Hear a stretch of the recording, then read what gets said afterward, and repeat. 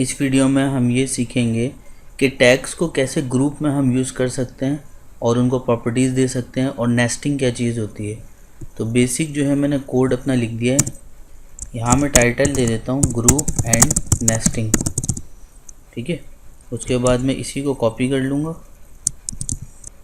Title देने के बाद मैं इसको जो है डेस्कटॉप पर सेव कर लेता हूँ इसी नाम से, पर एंड में .html लगाना लाजमी है, ठीक है। उसके बाद हम एंटर प्रेस कर देंगे, ये फ़ाइल सेव हो गई। इस फाइल को जो है क्रोम पे ओपन भी कर लेते हैं।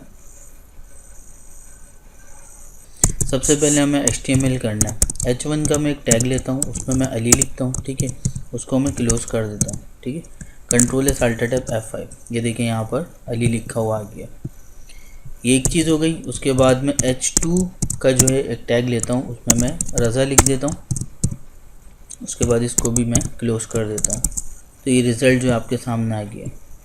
उसके बाद अब मैं जो है एक P का टैग ले लेता हूँ, उसको ऑन और ऑफ कर देते हैं और यहाँ मैं लिख देता हूँ,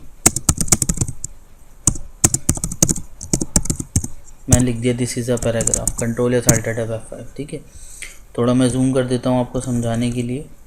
ये देखें, ये H1 के अंदर लिखा था हमने, ये H2 के अंदर लिखा था और ये पैराग्राफ के अंदर। अब चलें इसकी CSS करते हैं। हेड के अंदर जो है वो स्टाइल का टैग ओपन करते हैं और स्टाइल के टैग को क्लोज करते हैं। यहाँ जो है हम अपने टाइप सिलेक्टर्स जो होते हैं उनको यूज़ करेंगे, H1, H2, P। इन तीनों को हमने जो है वो टारगेट बना लिया। ये जो आप देख रहे हैं मैंने लिखा H1, H2 और P, तो इसका मतलब हो गया ये ग्रुप बन गया इनका। अब मैं इन्हें जो है CSS देता हूँ, वो अप्लाई करता हूँ। कलर में इसका कर देता हूँ रेड, Ctrl+Alt+Tab F5। आप देखें तीनों का कलर जो है वो रेड हो गया। और ये बात यहाँ तक सिर्फ ख़त्म नहीं है।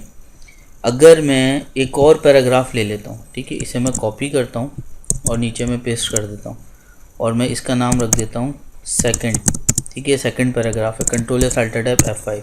देखें ये सेकंड पैराग्राफ भी जो है वो रेड कलर से शो हो रहा है क्योंकि ये P के अंदर बंद किया है। P के टैग में इसे हमने इनक्लोज किया था। ये H1 लिखने का यहाँ पर मकसद है कि जितने भी HTML के अंदर H1 होंगे, H2 होंगे और P होंगे, ठीक है, उन सब का कलर जो है ये रेड कर देगा।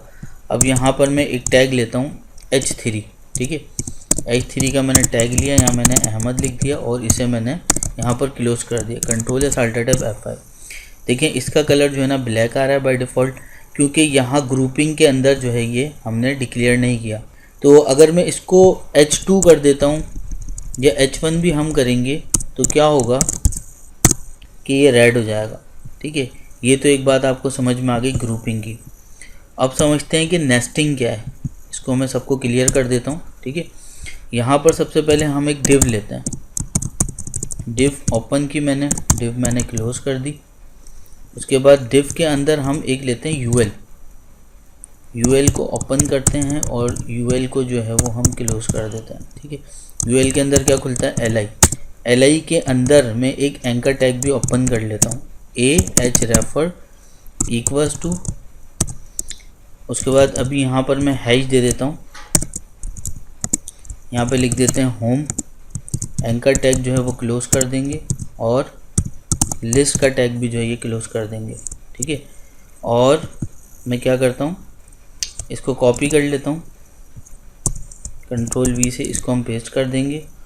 होम को मैं जो है वो अबाउट कर देता हूँ और इसे जो है मैं गैलरी कर देता हूँ, ठीक है। Ctrl+Alt+Tab F5। थोड़ा सा मैं जूम कर देता हूँ, ये देखें आप, ये हमारे पास जो है रिज़ल्ट आ गया। अब इसकी जो है अंडरलाइन सबसे पहले हमने जो है ना वो ख़त्म करनी है। तो हेड के अंदर हम स्टाइल का टैग ओपन करेंगे, स्टाइल का टैग क्लोज करेंगे इंटरनल CSS के लिए। उसके बाद UL के अंदर जो LI है, LI के अंदर जो एंकर है, ठीक है, उसको टारगेट बनाएंगे। ये जो हमने क्या किया है, हमने कॉमा नहीं लगाया, UL के अंदर LI के अंदर एंकर, यही चीज़ नेस्टिंग कहलाती है, ठीक है। यानी कि UL के अंदर जाओ, UL के अंदर जो आपको LI मिले, LI के अंदर जो एंकर है उसको टारगेट बनाओ, ठीक है। तो सबसे पहले हम क्या करेंगे, टेक्स्ट माइनस डेकोरेशन, इसकी हम कर देंगे none, control S alt tab, जैसे ही मैं F5 करूँगा ये अंडरलाइन जो है यहाँ से गायब हो जाएगी। ठीक है, ये अंडरलाइन हट गई। अब ये हमें बुलेट पॉइंट्स हटाने हैं, तो उसके लिए हमें LI को टारगेट बनाना पड़ेगा। LI लिस्ट होती है, उसको हम टारगेट बनाएंगे और हम लिखेंगे list minus style equals to, इसको कर देंगे हम none. Control S alt tab, जैसे ही मैं F5 करूँगा ये गायब हो जाएंगे। ठीक है, ये भी चलेगा। अब ये ब्लॉक एलिमेंट है, हमें इसे जो है इनलाइन करना है, हॉरिजॉन्टल लाइन के अंदर जो है ना डिस्प्ले कराना है। तो हम लिस्ट के अंदर ही रहेंगे और लिखेंगे display inline minus block. Control S alt tab F5। आप देखें ये ब्लॉक एलिमेंट से इनलाइन हो गया। उसके बाद हम UL को टारगेट बनाएंगे। ठीक है, और यहाँ हम लिखेंगे डिस्प्ले फ्लैक्स। डिस्प्ले फ्लैक्स हमने किया तो क्या हुआ, इनका बीच का गैप जो है वो ख़त्म हो गया। अब एक और प्रॉपर्टी हम यूज़ करेंगे, justify minus content equals to space minus evenly. Control S alt tab और F5। आप देखें इन सब के दरमियान जो है इक्वल गैप आ गया है। ये स्पेस इवनली का मतलब है यहाँ पे भी गैप इक्वल होगा, यहाँ का भी गैप इक्वल होगा, यहाँ का भी और यहाँ का भी। अभी यहाँ गैप ज़्यादा क्यों आ रहा है ये मैं आपको समझाता हूँ। ये मैंने जूम ज़्यादा किया हुआ है। ठीक है, जूम जब हम 100% करेंगे तो ये आप देखें बिल्कुल इक्वली जो है ना, यहाँ पर भी वही गैप आ रहा है, यहाँ पर भी वही गैप है, यहाँ पर भी और यहाँ पर भी। मैं क्या करता हूँ, एक हेडिंग और बढ़ा के आपको दिखाता हूँ।